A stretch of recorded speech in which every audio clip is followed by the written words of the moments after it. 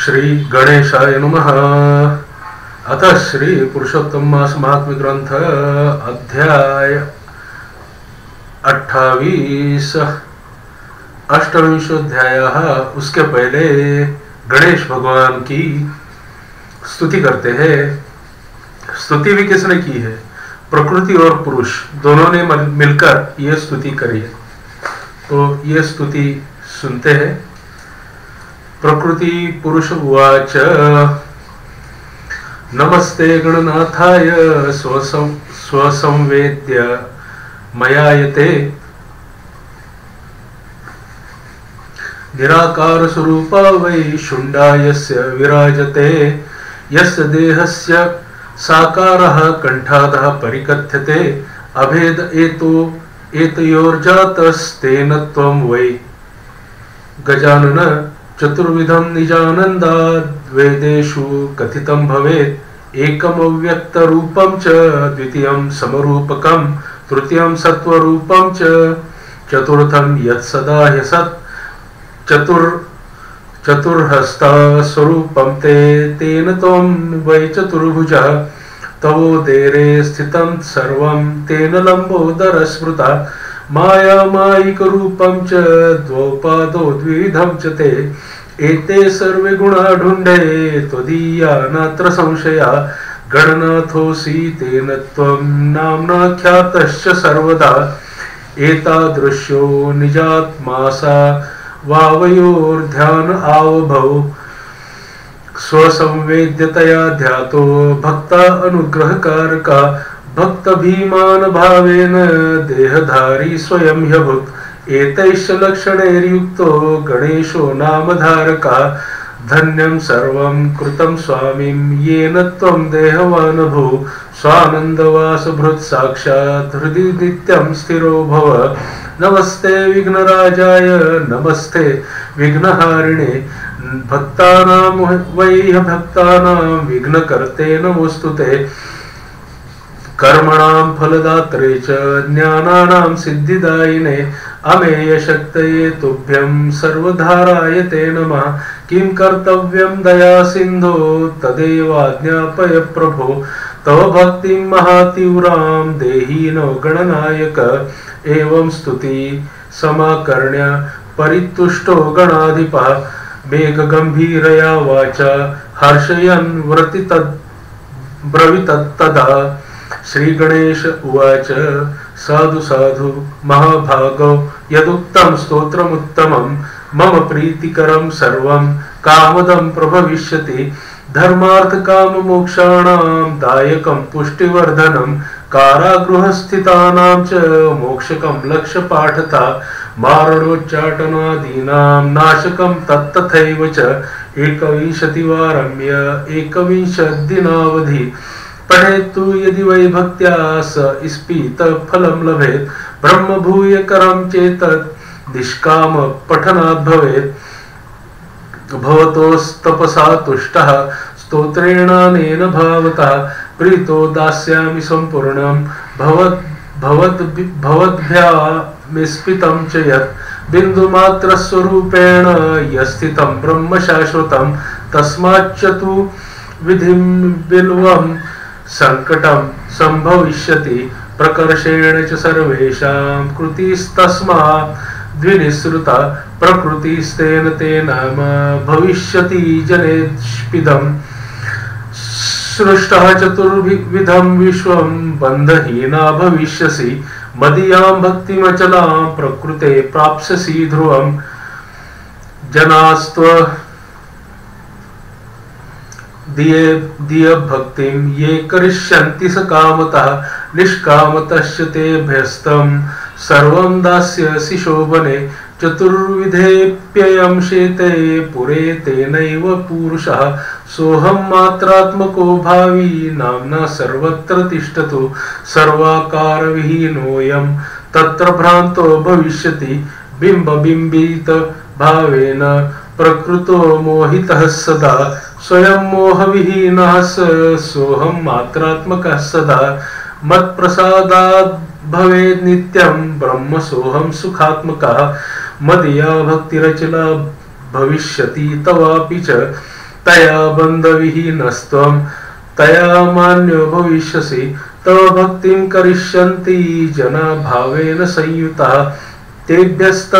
तेभ्यस्तद्विस्मितं सर्वं दास्यसि त्वं न संशयः ब्रह्म भूय पदं चैव दास्यसे योग सेवया साक्षात् पुरुष रूपस्त्वं सर्वसत्तात्मको भव प्रकृतो वीर्यमाथस्त्व सर्वसत्तात्मकं विभो तेनेयं सर्वसुरविश्वं सूजिष्यति न संशयः सृष्ट्वा चतुर्विधं सर्वं पालनं हरणं तथा कर्तव्यं कालयोगेन करणीयमिदं स्मृतं सर्वेषां प्रकृतिर्माता पिता पुरुष उच्यते नानारूपाणि नामानि कल्पयिष्यन्ति वै जनः इत्युक्त्वा गणराजस्तु तत्रैवान्तरधीयत प्रकृति पुरुषश्चैव यथा ज्ञप्तो प्रचक्रतु।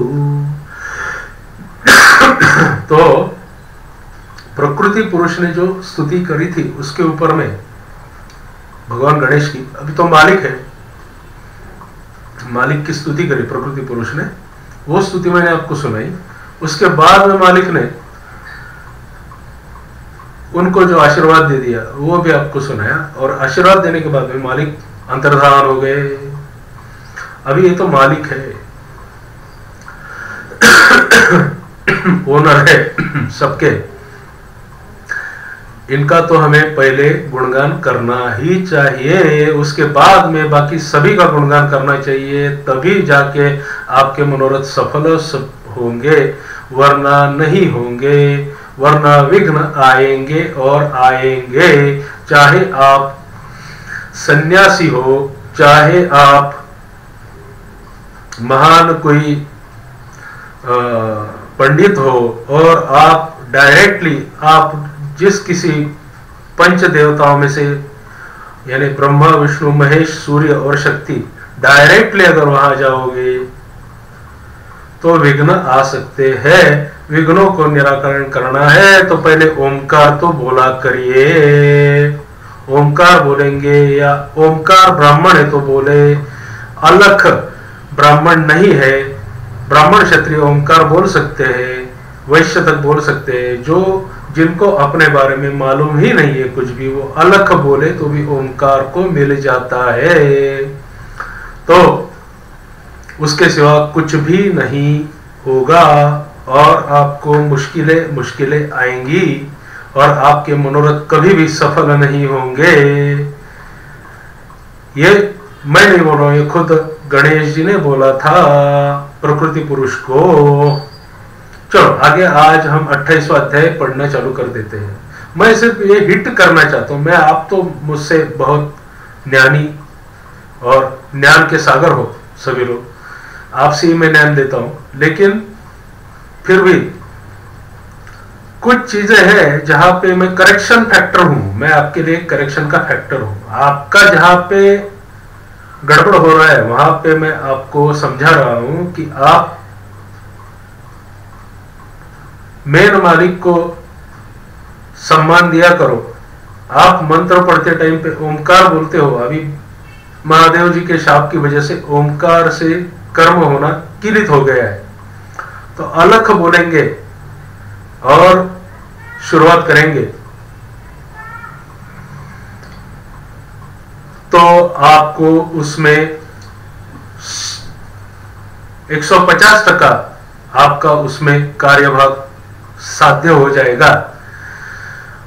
ओमकार आप बोलो और नमः भी आप बोल सकते हो, लेकिन ये दोनों अभी किलित हो गए कलयुग के लिए।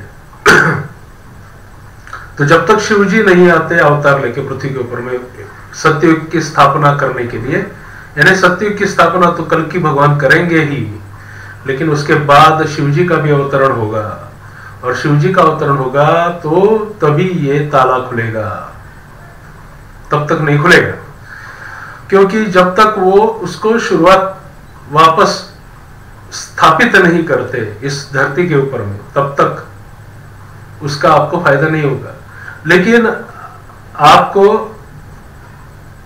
अगर कोई चीज में सक्सेस चाहते हैं तो अलख तो बोल सकते हैं। अलख बोलने से अलख निरंजन जो बोलते हैं, तो वो इनिशिएशन है, वो बहुत बड़ा मंत्र है अलख निरंजन वाला भी। असली मंत्र वो नहीं है, अलख निरंजन तो उसका शुरुआत है, उसका एंड भी है वो असली मंत्र नहीं है। तो अलख बोलने से भी वो गणेश जी को ही मिलता है। ओके, तो चलो अष्टविंश अध्याय चालू कर देते, 28वां अध्याय पढ़ना चालू कर देते हैं। लेकिन अभी नारायण जी बोल रहे हैं तो मैं बीच में इनके वचन को काटूंगा नहीं, पूरा का पूरा संस्कृत पढ़ूंगा, उसके बाद मैं पूरा का पूरा अर्थ समझाऊंगा। जब भी भगवान का अवतार है, नारायण है, शिव है, या भगवान खुद नारायण, शिव, सूर्य, या फिर शक्ति, या फिर ब्रह्मा जी जब भी कुछ बात करते हैं तो उसको मैं बीच में नहीं काटता हूं और सीधा उसको पूरा संस्कृत पढ़ता हूं, बाद में उसका अर्थ पढ़ता हूं। तो इसके लिए मुझे माफ करिए, मैं अलग तरीके का कथावाचक बन गया हूं। अभी मैं आप जैसा कथावाचक नहीं हूं कि बीच बीच में गाने सुनाता हूं, ऐसा नहीं है। जो लिखा है मुझे उसमें मेरा कुछ भी मिक्सिंग नहीं करना है। बस मेरी बीच बीच की बातों को आप समझेंगे तो आपको बहुत कुछ आइडिया आ जाएगी आपको करना क्या है। मैं आपको पानी से दिखा रहा हूं, मैं पानी तक लेके नहीं जाऊंगा, आपको चल के पानी के पास जाना पड़ेगा, तब जाके आपको पानी पीने को मिलेगा। आप घोड़े हो, गधे तो नहीं हो। गधे को ले जाना पड़ता है, एक बार दिखाने के बाद वो भी भूलता नहीं। घोड़े को पानी मैं दूर से दिखाता हूं, मैं बीच में कुछ भी नहीं समझाऊंगा। आपको पढ़ना पड़ेगा, आपको ही पुराणों को पढ़ना पड़ेगा। मेरे ऊपर भरोसा मत रखो, आप खुद पढ़ो। जो आपका तर्क समझता है उसको, उस तर्क को समझो। करोड़ों सुपर कंप्यूटर्स है, जो अपने ब्रेन है, करोड़ों सुपर कंप्यूटर्स है इस धरती के ऊपर में। 7 करोड़ है अभी, 7 के 7 करोड़ सुपर कंप्यूटर्स जब इनको पढ़ेंगे और इसमें से तर्क निकालेंगे तो 100% कुछ ना कुछ तो अच्छा मिलेगा। उसमें से तो हमारे यहाँ पे तो 107 अरब है, अभी 7 अरब है, 7 करोड़ नहीं। हमारे यहाँ पे तो 120 करोड़ है, यानी कि 1.2 अरब है। इतने लोग हैं, इतने सुपर कंप्यूटर अगर हर रोज एक वाक्य को पढ़ के कुछ समझने की कोशिश करेंगे ना, हर रोज तर्क करने की उसके ऊपर कोशिश करेंगे, भले गलत हो सही हो, क्योंकि कलयुग में आप गलत ही हो, मैं भी गलत हूं, लेकिन आप तर्क करोगे तो कुछ तो पाओगे, अदरवाइज आप कुछ भी नहीं पाओगे। क्योंकि गुरु भी इतने आसानी से यहां नहीं मिलेगा। आपके अंदर में कष्ट करने की, इसके ऊपर में कष्ट करने की, मेहनत करने की इच्छा जागृत होनी चाहिए खुद होके, तभी जाके आप सत्ययुग को ला सकते हैं, अदरवाइज नहीं ला सकते। आप अपने डेली कामों को छोड़ के या एक आध दिन तो दे दो इसके लिए अगर आपको सैटरडे संडे छुट्टी होती है, सैटरडे संडे इसको पढ़ो, हर रोज वही वाक्य पढ़ो, हर रोज उसी को समझने की कोशिश करो। इतनी बार समझो उसको कि एक वाक्य भी आपको पूरा भगवान तक पहुंचा, एक वाक्य भी, या एक वाक्य भी आपको धर्म समझा दे। इतनी बार पढ़ो, और जो पढ़ के समझ में आया उसको एक्ट करने की कोशिश करो, इसका एक्सपेरिमेंट करो कि ये होता भी है या नहीं होता है, या ऐसे ही लिखा है। क्योंकि इसमें बहुत सारी मिक्सिंग्स हो सकती है, क्योंकि कलयुग है, किसी का भी इसमें खुद का ये हो सकता है पर्सनल कोई इंटरेस्ट, तो जिसको मारना है उसको तारना है लिख दिया, और जिसको तारना है उसको मारना है लिख दिया, तो पूरा गड़बड़ हो सकता है ना। इसलिए एक ही वाक्य को आप वेदों की तरफ तो बिल्कुल अभी जाओ मत, जब तक कि आपको पुराण ही नहीं समझ में आते। पुराण में धर्म है, धर्म का एप्लीकेशन है, धर्म जिन्होंने जिया है उन्हीं के एग्जाम्पल्स पुराण के अंदर में बताए गए हैं, बाकी किसी के एग्जाम्पल्स नहीं दिए गए पुराणों के अंदर में। जिन्होंने धर्म को जिया है और एप्लीकेशन पार्ट उनका कंप्लीट होकर उन्होंने भगवान के दर्शन करे हैं, भगवान से उनको वर मिला है, वो कौन से व्रत कैसे कैसे उन्होंने किए हैं उसके बारे में इसके अंदर में दिया है।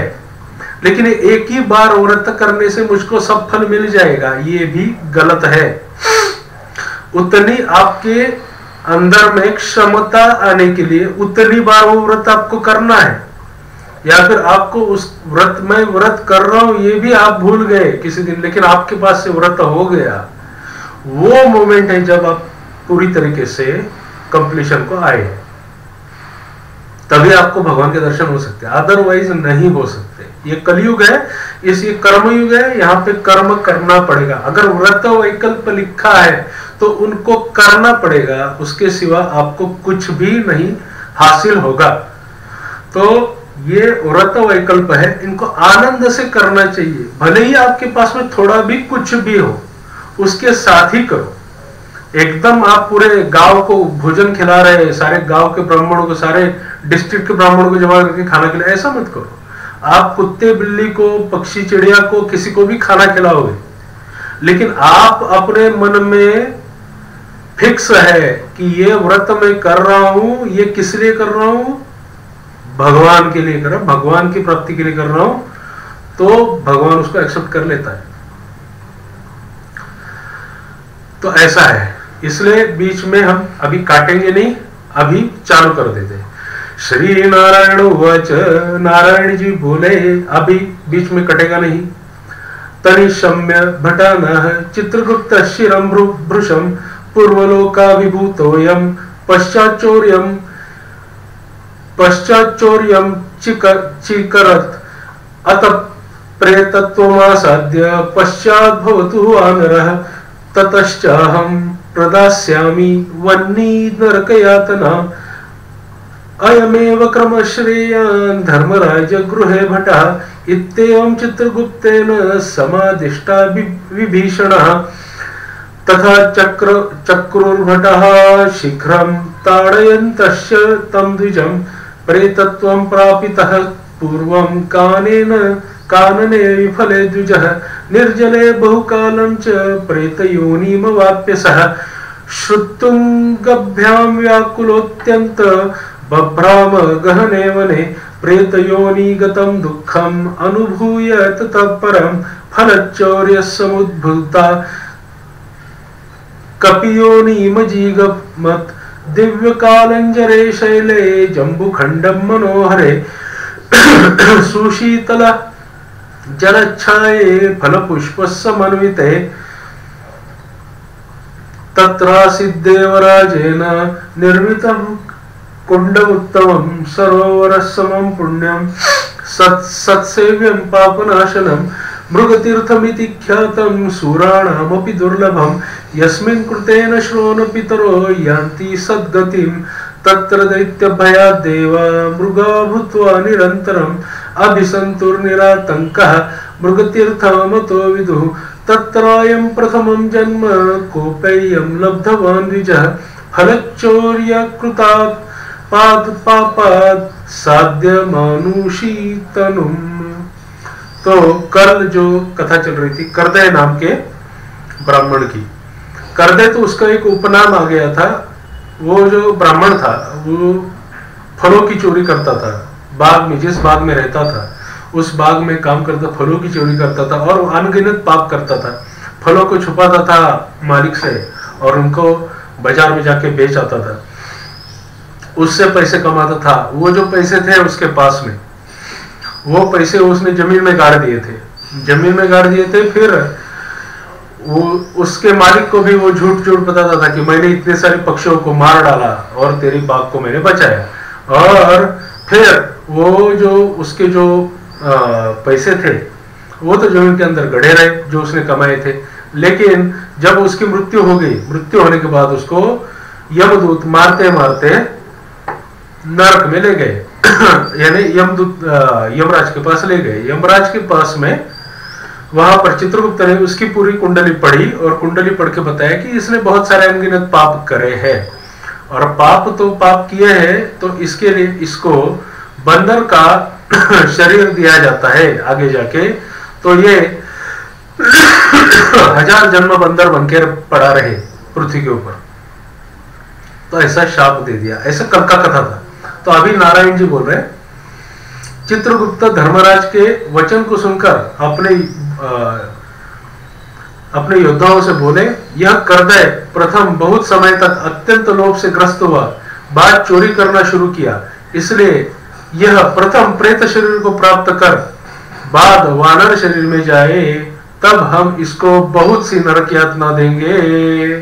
देखो भाई, हे भट लोग, धर्मराज गृह में यही क्रम श्रेष्ठ है। इस प्रकार चित्रगुप्त से आज्ञा प्राप्त होने पर भयंकर भ्रष्ट लोगों ने चित्रगुप्त को आज्ञानुसार शीघ्र वैसा ही किया और उस ब्राह्मण को पीटते हुए प्रथम प्रेत शरीर में करके फल रहित वन में रखा। यह ब्राह्मण प्रेत योनि को प्राप्त कर उस निर्जन गहन वन में क्षुधा तृषा से अत्यंत व्याकुल होकर भ्रमण करने लगा। प्रेत योनि में होने वाले दुख को भोग कर बाद फलों की चोरी करने से होने वाली वानर योनि को गया। सुंदर शीतल जल और छाया फल पुष्प से युक्त जम्बू खंड के मनोहर सुंदर कालंजर पर्वत पर वहां इंद्र से बनाया हुआ उत्तम सरोवर है। मानस सरोवर के समान पवित्र सत्पुरुषों से सेवित पापों का नाश करने वाला, देवताओं को भी दुर्लभ मृग तीर्थ नाम का यह प्रसिद्ध कुंड है, जिसमें श्राद्ध करने से पितर लोगों को सद्गति मानी जाती है। वहां पर देवता लोग दैत्यों के भय से मृग होकर निरंतर निर्भय स्नान करने लगे, इसलिए विद्वान लोग उस कुंड को मृग तीर्थ कहते हैं। मनुष्य शरीर को प्राप्त कर यह ब्राह्मण वहां पर फलों की चोरी करने के पाप से प्रथम वानर शरीर को प्राप्त हुआ। नारद उवाच त्रैलोक्य पावने रम्ये मृग तीर्थे कथक कपि आवासमकरो दुष्टः पापकोटि समन्वितः छिन्दी में संशयं नाथ तपो घन मनोगतम् भवादृश्यां न गोप्यं हि स्वाशिष्येषु कदाचन। नारद मुनि बोले, त्रैलोक्य को पवित्र करने वाले रमणीय मृग तीर्थ में पाप कोटि में युक्त वह दुष्ट वानर कैसे वास करता हो गया। हे तपोगण, मेरे मन के संदेह को काटो, क्योंकि आपके समान गुरुजनों का अपने शिष्यों के विषय में कभी भी गोप्य नहीं होता है। सूत उवाच, अभी सूत जी बोल रहे हैं, एवं सन्नोदिता विप्रा नारदेन तपोनिधि उवाच परम प्रीतः सत्कुर्व नारदं मुनिम्। तो हे विप्रलोक, इस प्रकार नारद मुनि से प्रेरित होने पर अत्यंत प्रसन्न तपोनिधि नारायण भगवान नारद मुनि का सत्कार करते हुए बोले। श्री नारायण जी बोले, कोई चित्रकुंडल नाम का महान वैश्य था। पतिव्रत धर्मपरायण तारक नाम की उसकी वैश्य स्त्री थी। चलो, श्री नारायण उवाच कश्य वैश्यो महानासी नाम्ना वै चित्रकुंडलः तत्पत्नी तारका नाम्नी पतिव्रत्यपरायण तावुभौ चक्रतुर्भुक्त्या पुण्यं श्री पुरुषोत्तमं तयोः कृतवर्तामासो गतः श्री पुरुषोत्तमः चरणे अहनि संप्राप्ते उद्यापनमथ करोत् सपत्निको मुदा युक्तः श्राया चित्रकुंडलः द्विजाना कारयामास वेद वेदांग पारकान् उद्यापन विधिं कर्तुं सपत्नीकान् गुणान्वितान् कदर्योप्य गमत्तत्र धनलोभेन नादर उद्यापन विधो पूर्ण संजाते चित्रकुंडलः अत्युग्रदाने स्थान विप्रान् सपत्नीकान् तोषयत् तुष्टेषु तेषु सर्वेषु भूयसीं दक्षिणामदात् तद्दत भूयसी तुष्ट अन्ये विप्रा गृहान् ययुः अतिलुब्धः कदर्यस्तु रुदस्तथो तदग्रता वीणयावनुतो भूत्वा सद्गदमुवाचः चित्रकुण्डलवैश्यस्य भगवत भक्तिभासुर पुरुषोत्तमव्रतं सम्यक् भवता विधिना कृतं न तथा च कृतं केन कुत्रापि पृथ्वीतले भवानद्य कृतार्थोऽसि भाग्यवानसि सर्वथा तत्त्वया परया भक्त्या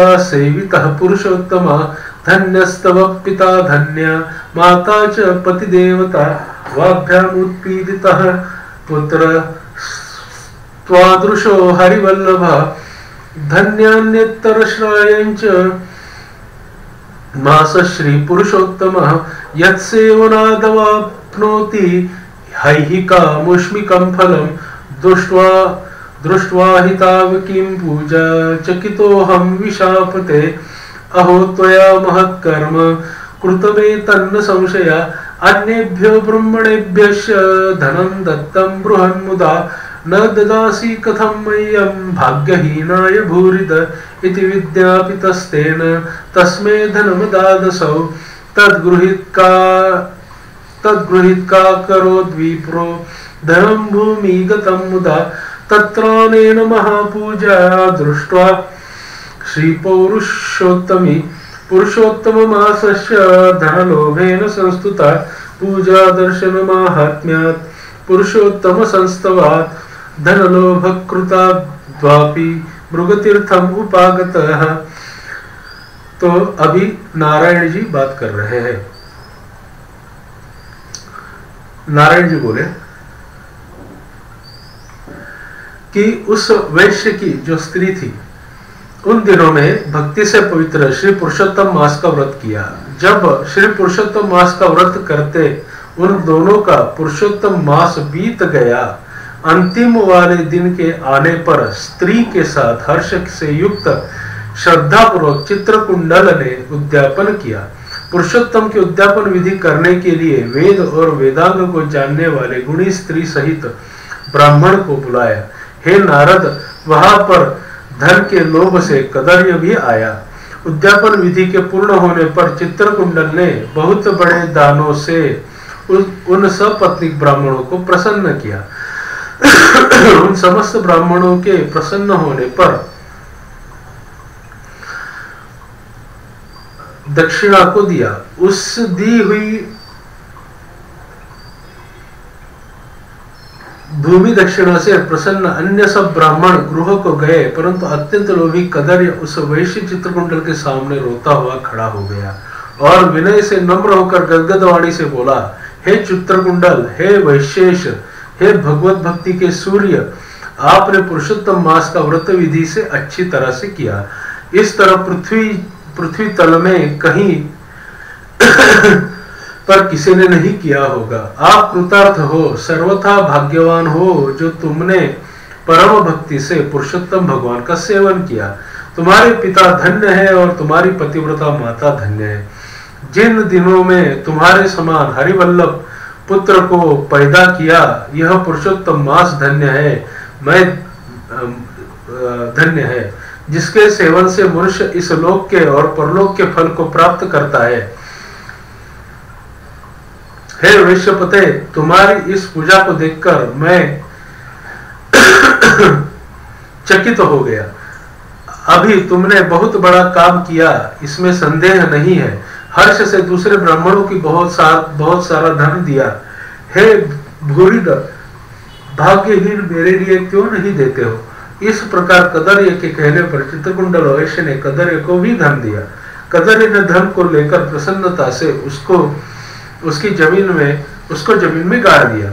वहां पर कदर्य ने श्री पुरुषोत्तम की बड़ी पूजा देखी और धन के लोभ से पुरुषोत्तम मास की प्रशंसा की। पूजा के दर्शन महात्म्य से और पुरुषोत्तम भगवान की स्तुति से तथा धन का लोभ होने पर भी मृगतीर्थ को आया।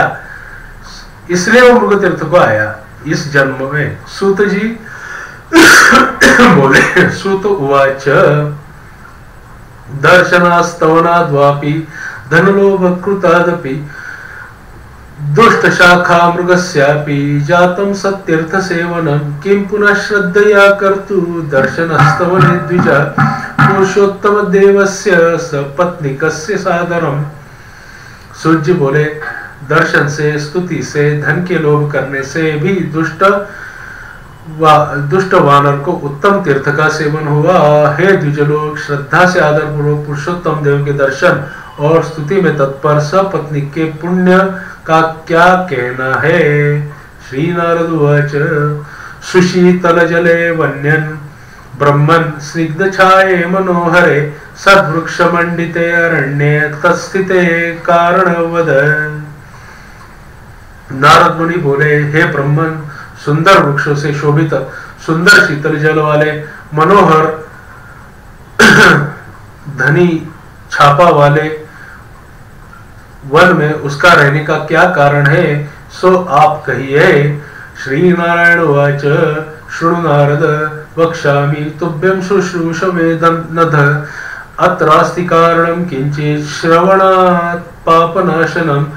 यदा दाशरथी रामः सर्वार्थ फलदायकः हतवान् रावणं दृष्टं बद्धवा सेतु महोदधि विभीषणादुते तेन राक्षसानावशेषितः ततो वह्नि विशुषा जानकी स्वीकृताधुना चतुर्मुख महेशानन् पुरंदर पुरस्सरैः दशवक्रोध प्रीत्यैः रामत्वं वरं वृणु।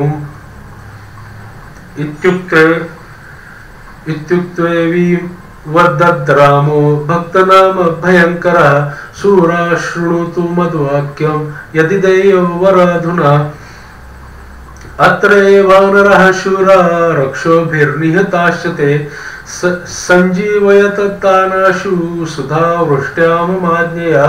तथेत्युक्त्वा सुधावृष्ट्या वानरान् समजीवयत् चतुर्मुख महेशान् पुरंदर पुरस्सरः ततः सञ्जीविताः सर्वे वानराजेशालिना। अरूढोकर रामभद्रे चिरं सुप्तोत्थिता इव अथ पुष्पकमारुह्य वानरान् सर्वथा स्थितान् अजीगदत सपत्नीकः प्रसन्न मुख पंकजः। नारायण उवाच, नारायण जी बोले, हे नारद, हे अनघ, तुम सुनो। सुनने की इच्छा करने वाले तुमको मैं कहूंगा, इसमें कुछ कारण है जिसके श्रवण से पापों का नाश हो जाता है।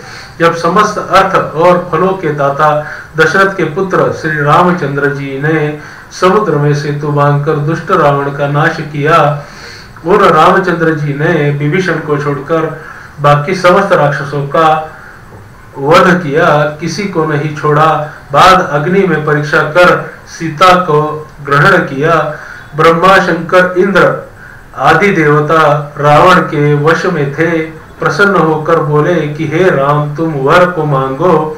ऐसा कहने पर भक्तों को अभय करने वाले रामचंद्र जी बोले, हे देवता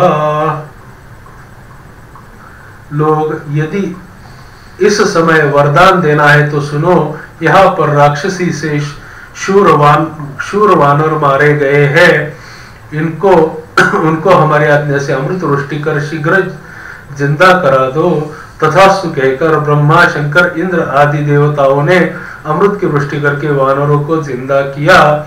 तदनंतर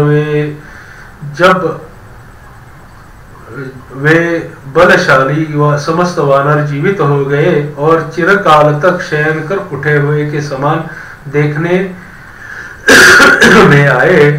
बाद रामचंद्र चारों तरफ बैठे हुए समस्त वानरों के साथ पुष्पक विमान पर सवार होकर प्रसन्न मुख कमल वाले सपत्नीक रामचंद्र जी बोले।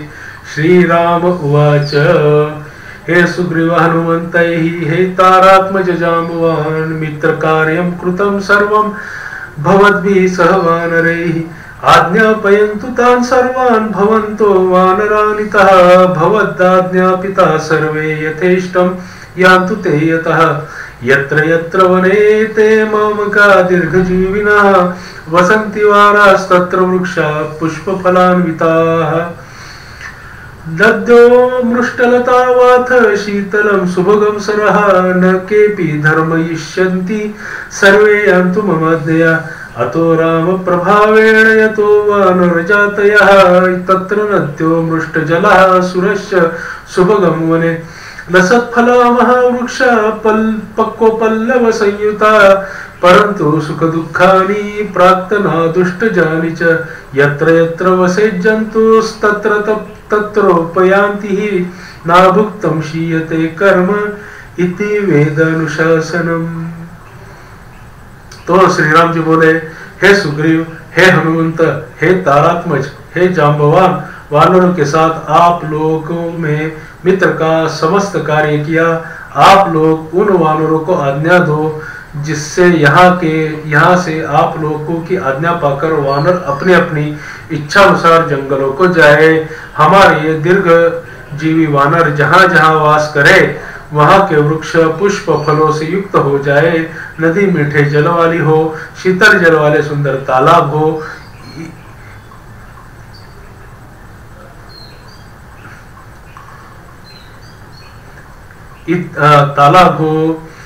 हमारी आज्ञा से समस्त वानर जाए। इसलिए रामचंद्र के प्रभाव से जहाँ वानर जाति के लोग वास करते हैं वहाँ वन में मीठे जल वाली नदी और सुंदर तालाब होते हैं। पुष्प पत्र से युक्त सुंदर फल वाले बहुत से वृक्ष होते हैं, परंतु अदृष्ट से होने वाले पूर्व जन्म के सुख दुख जहाँ जहाँ प्राणी निवास करते हैं वहाँ वहाँ अवश्य जाते हैं, क्योंकि बिना भोगे कर्म का नाश नहीं है, ऐसी वेद की आज्ञा है। श्री नारायण उवाच अथासो वानरस्तत्र ववृधे पर्वतोपमः बृहक्षुतृष्टसमायुक्त लोलुपो व्यचरद्वने जन्मतस्य वक्त्रे भूत पीड़ा पित्त समुद्भवा यया सृक्षवते वक्त्र व्रणतस्य दिवानिशम् अत्यंत वेदना विष्टो नातुं शक्तस्तु किंचन सच नान रचापल्यात् द्रुमेभ्यः सत्फलानि च लूनीय वदनाभ्याशे नीत्वा तत्याज भूरिशः नत्रैक पीडया स्थातुं शक्तोऽसो वानरः क्वचित् वृक्षात् वृक्षान्तरं गच्छन् मेने मृत्युं सुखावहं कदाचित्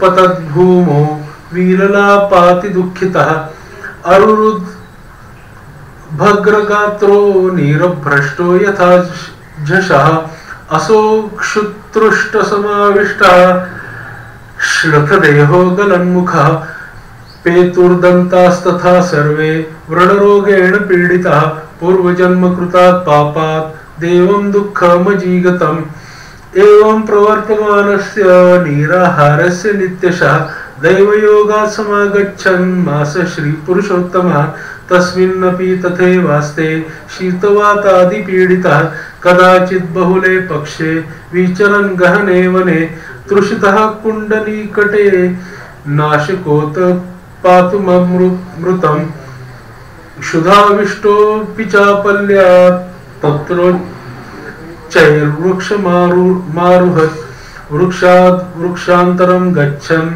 मध्ये कुण्डमपीततम् स चिराय निराहारः शिथिलेन्द्रियजर्जरः निर्बलः शिथिलप्राणः कुण्डप्रान्तम् उपाश्रितः एवं दीनानि चत्वारि दशमी दीनतः कपेः गतानि लुण्ठितः कुण्डे मासे श्री पुरुषोत्तमे पंचमे दिवसे प्राप्ते मध्यम दीन गतैर्नवो व्यसुः पपात तत्तीर्थे तोयत् क्लिन्नवपुः कपिः स तं देहं समृत्सृज्य विनिर्धूतमलाशयः सद्यो दिव्यवपुः प्राप दिव्याभरणभूषितम् इन्दिवरद्दलश्यामं कोटिकन्दर्पसुन्दरं स्फुरद्रत्नकिरीटं च सुचारुजपकुण्डलं लसत्पीतपटं पुण्यं सद्रत्नकटिमेखलं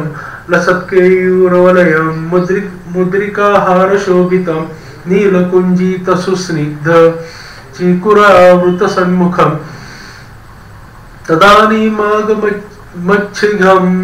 विमानं वैष्णवाश्रितं भेरी मृदुङ्गपटः वेणुवीणा बृहत्स्तवन् नृत्य देवांगनं दिव्यं गायत् गंधर्व किन्नरं तन्निरीक्ष महाभागो दिव्यदेहधर कपि विस्मयं परमं यातो महापापस्य मे कुतः एतत् पुण्यतमस्यैव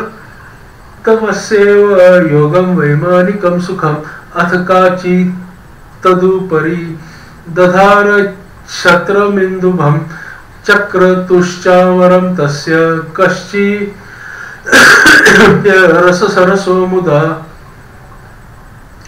कश्चित्तां पूलहस्ताश्च काश्चिता नन्दृतुश्चाप्सरः काचित् भृङ्गारकं हैमं स्वर्धुनी वारिसंभृतं हस्ते कृत्वा पुरस्तथो गीतावाद्यादितत्परः एवं वैभवमालोक्य चित्रन्यस्त इवाभवत् किमेतत् केन पुण्येन मम पुण्यस्य दुर्मतेः नास्ति मे सकृतं किंचित देनयामि हरेः पदम। तो अभी नारायण जी बात कर रहे हैं। नारायण बोले, फिर वहां पर एक लालची वानर पर्वत के समान बढ़ता हुआ भूख प्यास से युक्त पीड़ित वन में विचरण करने लगा। उसके मुख में पित्त के प्रकोप से पीड़ा उत्पन्न हुई, जो उसका जन्म रोग था। जिस पीड़ा से मुख में घावों के कारण दिन रात रुधिर वहां बहता था, अत्यंत पीड़ा के कारण कुछ भी भोजन नहीं कर सकता था। और वह वानर चंचलता अवश्य वृक्षों में से उत्तम फलों को तोड़कर मुख के पास ले जाकर बहुत से फलों को जमीन पर गिरा दिया करता था। वह वानर पीड़ा के कारण कहीं भी एक स्थान पर बैठने में असमर्थ था। एक वृक्ष से दूसरे वृक्ष पर जाता हुआ मृत्यु को सुख देने वाला मानने लगा। किसी समय पृथ्वी पर गिरा पड़ा और अत्यंत दुखित हो विलाप करने लगा। शरीर के टूट जाने से जलहीन मछली के समान तड़फड़ता हुआ रोदन करने लगा। शिथिल शरीर वाला गलित मुख वाला वह वानर भूख प्यास से पीड़ित हो गया। उसके समस्त दांत मुख रोग में पीड़ित होकर गिर गए थे। पूर्व जन्म के कृत्य पाप से इस तरह दुख को प्राप्त हुआ। इस तरह नित्य प्रति निराहार करते हुए वानर को देव योग से श्री पुरुषोत्तम मास आया। उस पुरुषोत्तम मास में भी उसी प्रकार शीतवात आदि से पीड़ित रहा। किसी समय बहुल पक्ष में गहन वन में विचरण करता हुआ प्यासा वानर कुंड के पास पहुंचने पर भी जलपान करने में समर्थ नहीं हुआ। भूख से युक्त भी चंचलता के वशीभूत होकर वृक्ष के ऊपर चढ़ गया। एक वृक्ष से दूसरे वृक्ष पर जाते हुए उसके बीच में एक कुंड आ गया। बहुत दिनों से निराहार शिथिल इंद्रिय और जर्जर शरीर वाला निर्बल शिथिल प्राण वाला कुंड के तटभाग में आया। इस प्रकार दशमी तिथि में 4 दिन तक वानर को पुरुषोत्तम मास में उस कुंड में लोटपोट करके बीत गया। 5वें दिन आने पर मध्याह्न काल में उस तीर्थ के जल से भीगा शरीर वाला वानर प्राण से रहित होकर गिर गया और वह उस देह का त्याग कर पापों से रहित होकर तत्काल दिव्य आभूषण से भूषित दिव्य देह को प्राप्त करके नील कमल के समान श्याम वर्ण करोड़ों कामदेव के समान सुंदर चमकते हुए रत्नों से जड़ित किरीटधारी सुंदर शोभवान मत्स्य कुंडल वाला शोभायमान पवित्र पीत वस्त्रधारी कमर में रत्नों से जड़ित मेखला वाला शोभायमान बाजूबंद कंकण अंगूठी हार से शोभित नील वर्ण से ढके चिकने वालों से आवृत सुंदर मुख था। उसी समय शीघ्र वहां वैष्णव से युक्त विमान आया जिसमें भैरी मृदंग वेणु वीणा का महान शब्द हो रहा है और देवांगनाओं का नाच हो रहा है। गंधर्व किन्नर से सुंदर गान हो रहे हैं। ऐसे उस विमान को महाभाग दिव्य देहधारी वानर देखकर अत्यंत विस्मय को प्राप्त करने लगा। कि पातकी मेरे को यह सुख कैसे प्राप्त हुआ। यह विमान सुख बड़े पुण्यात्माओं को ही होना उचित है। इसके बाद कोई देवांगना उसके ऊपर चंद्रमा की समान श्वेत छत्र धारण करती हुई, कोई दो अप्सराएं हर्ष से उसको दोनों तरफ चामर को डुला रही है, कोई पान हाथ में लिए खड़ी है और उसके सामने अप्सराएं नाच कर रही है, कोई गंगा जल से भरी हुई झील की झाड़ी को लिए खड़ी है, कोई उसके सामने खड़ी गाने बजाने में तत्पर है। इस प्रकार उस वैभव को देखकर चित्र में बने हुए के समान निश्चल हो गया। यह क्या है, मुझ दुष्ट पातकी को किस पुण्य से यह सब पाप प्राप्त हुआ। मेरा कुछ भी पुण्य नहीं है जिसमें मैं हरि भगवान के परम पद को जाऊं। श्री नारायण उवाच इत्यंतर्कयतो बृहत् सुख निधिं दिव्यं विमानं पुरो दृष्टा विस्मित चेतसा हरिभटो ज्ञात्वास्य हार्दपरम् बद्वाग्रे कर संपुटं सविनयं नत्वा तदीयं पदं वाक्यं सुंदरं मूचतुः कपिजनोस्त्यक्त्वा पुरः संस्थितम्। इति श्री बृहत् नारदीय पुराणे पुरुषोत्तमास महात्म्ये श्री नारायण नारद संवादे कदर्योपाख्याने कपि जन्मनि विमान आगमनम नाम अष्टविंशोऽध्यायः। श्री नारायण बोले, इस प्रकार